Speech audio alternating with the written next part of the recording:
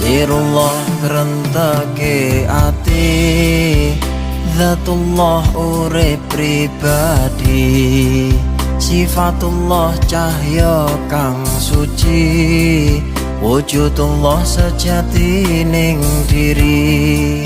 Asmaullah rupa ilahi, Af'alullah penggawene Gusti, Qudratullah kersane Gusti, Sami Allah kalian Gusti.